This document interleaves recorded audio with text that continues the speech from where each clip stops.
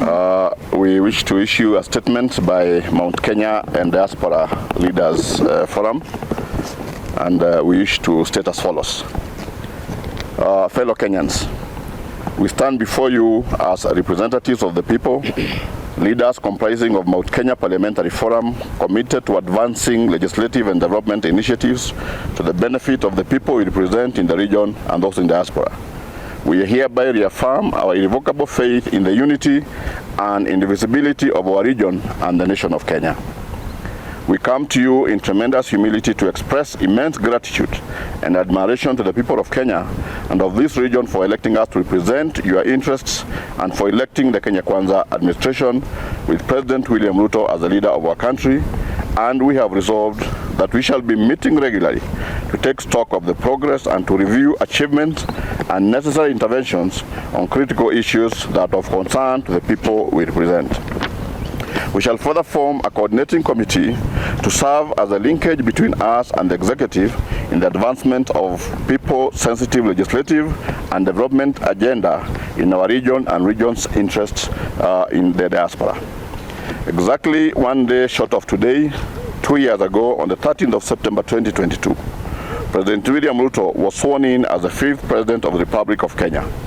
His inauguration marks the beginning of a new era, resonating with the hopes and aspirations of many Kenyans who believe in the greatness of our country and the unbreakable bonds that bind the people of this nation together. The hallmark of the 2022 election was a resounding vote of the residents of Mount Kenya for President William Ruto, a first where this region voted almost to a man for a presidential candidate born and raised in another part of the country. We are proud to have contributed to the making of this history.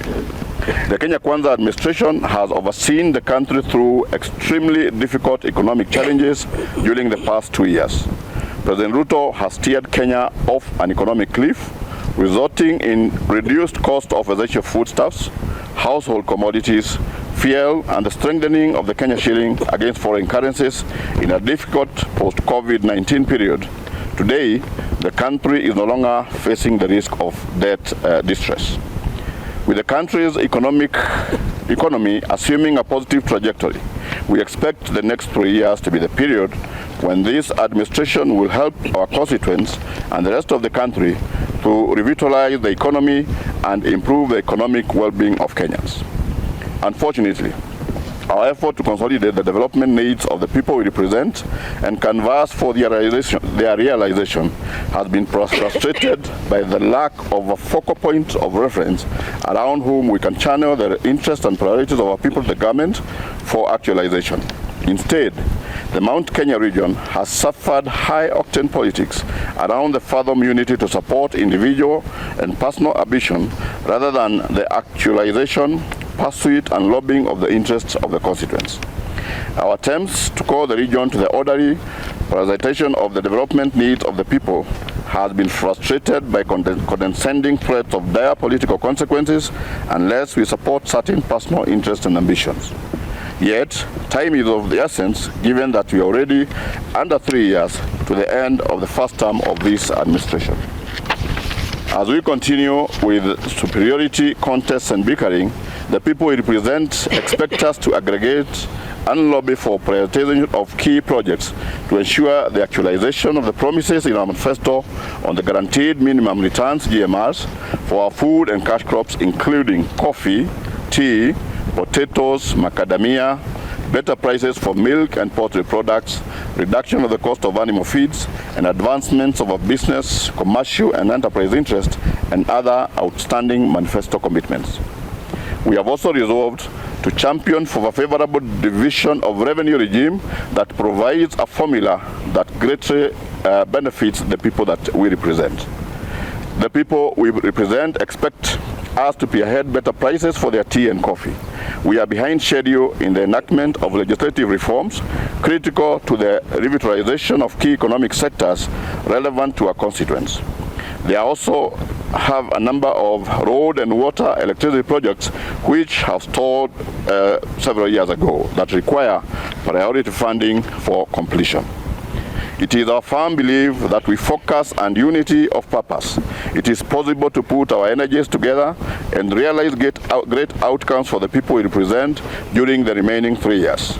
We commit to redouble our efforts to ensure that the priority projects earmarked for our region and for our people in the diaspora that are in the Kenya Kwanza plan are implemented. We further commit to accelerate the passing on of key legislative reforms that are critical to the improvement of the main economic sectors relevant to our constituents and prioritization of budgetary allocations to stalled and priority developments projects in the region and the diaspora. On this basis, we meet here today to reinstate our commitment to the unity and development agenda of all the people of Mount Kenya region and diaspora, even as we advance the collective of Kenya as a nation. Accordingly, we are convinced beyond doubt that the unity of this region must be pursued in the context of the unity of the nation as a whole. We are one indivisible people of Kenya and must always put our country first. Kenya Kwanza. Given the prevailing state of affairs and the urgency of the mission ahead, there is need to have a link that will create a nexus between us and the national executives on matters development. Accordingly, we as elected leaders from this region and its diaspora, on our own behalf and that of our people, unanimously resolve that our link to the national government to be the Cabinet Secretary for Interior and National Administration, Professor Kindiki, whose responsibilities in the executive includes the coordination of national government functions across the country. This declaration is issued on the 12th of September 2024 by the following members. We are going to share this report with you, so you'll be able to see the members present. We have 35 members with us here. Then we have 13 members who are not here with apology, so it's a total of 48. But they are all in concurrence with what we have said. And since we are going to share this statement with you, you'll probably be able to look at it further. And with that, I